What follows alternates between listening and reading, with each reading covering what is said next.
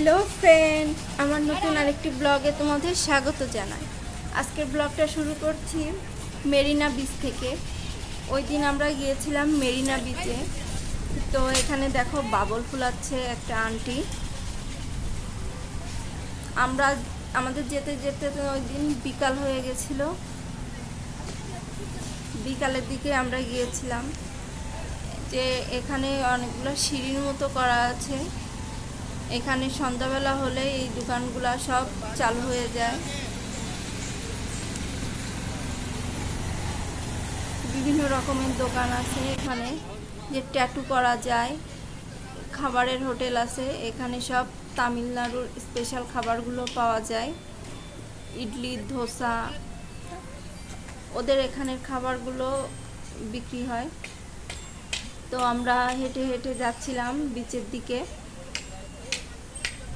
Beach থেকে আমাদের যেখানে নামিয়ে দিয়েছিল বেশ খানিকটা দূর।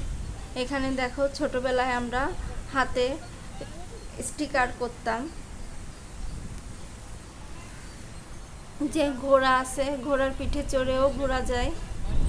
উনি বলছিল আমাদের যে চলুন ঘোড়ার পিঠে করে ঘুরিয়ে নিয়ে আসি।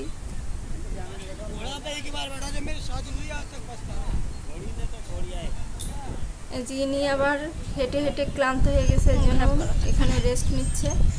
এখানে তামিলনাড়ুর বিখ্যাত সব অভিনেতা অভিনেত্রীদের ছবি করে রেখেছে এখানে, স্পেশালি এটা ট্যাটুর জন্য।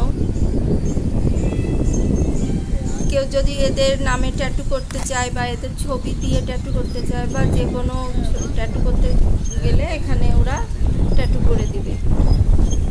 যে আমরা যাচ্ছিলাম দুজনে হেঁটে হেঁটে, আমরা চলে এসেছি একদম বিচের কাছেই।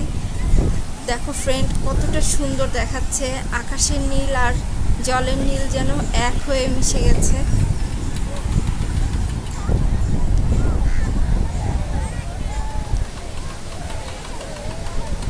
ওই দিন মেবি কোনো ছুটির দিন ছিল, ওই জন্য বেশ লোকজনের ভিড় ছিল।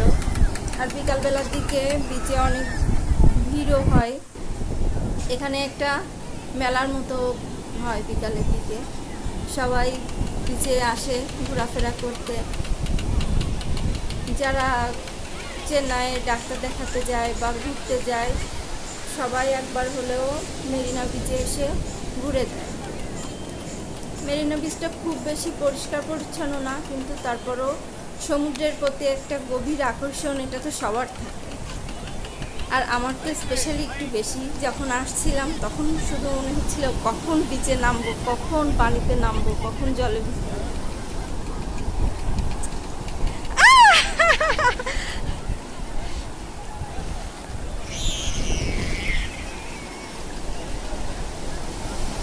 যে এখানে উনি বসেই পড়েছে ভিজতে ভিজতে। একের পর এক ঢেউ আসছে অবিরত, এর যেন কোনো শেষ নেই। আমি এখানে দাঁড়িয়ে বিচের আনন্দ উপভোগ করছি, আর ঢেউগুলোর সাথে আমিও নিজেই অনেক এনজয় করছি।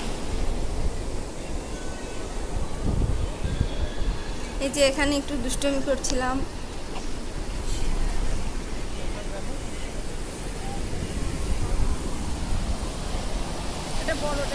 এরা বিচে এসে রোমান্স শুরু করে দিয়েছে। যখন ঢেউ একটা এসে বেরিয়ে যায় তখন বেশ মজা লাগে, আর যখন একটা বড় ঢেউ আসে তখন তো আরো বেশি ভালো লাগে।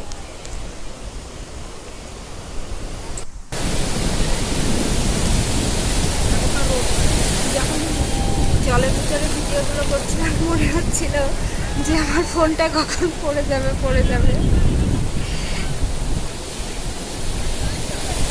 রোদ ছিল প্রচণ্ড, এই জন্য রোদের জন্য তাকাতে প্রবলেম হচ্ছিল। যে এরা বিচে এসে এনজয় করছে। সমুদ্রের ফুল ভেসে আসছে, কোত্থেকে এসছে জানি না, কিন্তু অনেকগুলা মালা ছিল, হয়তো কোনো অনুষ্ঠানের বা কোনো কিছুর জন্য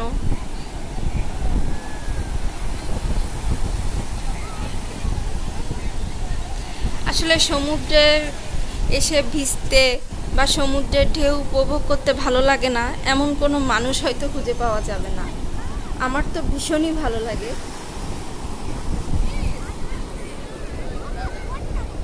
ঢেউগুলো যখন তীরে এসে আছড়ে পড়ে তখন খুবই ভালো লাগে, আর যখন এই যে বালু পায়ের নিচ থেকে সরে যায় তখন একটু কেমন যেন একটা লাগে।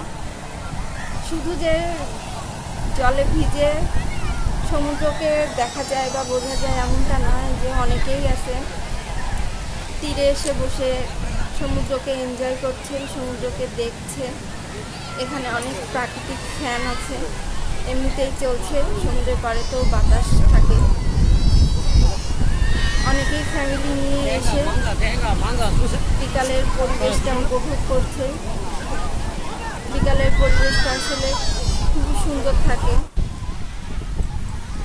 সমুদ্রে খানিকক্ষণ আমরা ভিজে তারপরে আমরা এখানে আসলাম মাছের দোকানে। এখানে সামুদ্রিক মাছের অনেকগুলো দোকান আছে। আমরা ঘুরে ঘুরে দেখছিলাম কোনটায় কেমন কী দেখি মাছ আছে। আমার বর সবগুলো দোকান ঘুরে ঘুরে দেখছিল কোনটায় কেমন মাছ আছে। বেশিরভাগই সামুদ্রিক মাছ।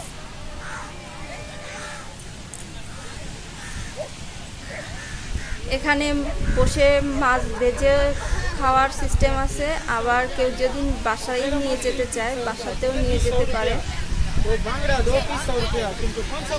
যেখানে ওরা বলছিল কোনোটা 50 রুপি, আবার কোনোটা 100 রুপি। এখানে বিভিন্ন রকমের মাছের সাইজ অনুযায়ী দাম আছে। কাঁকড়া আছে, অক্টোপাস আছে, সামুদ্রিক বিভিন্ন মাছ আছে এখানে। তো দেখে শুনে বুঝে খাওয়া যাবে।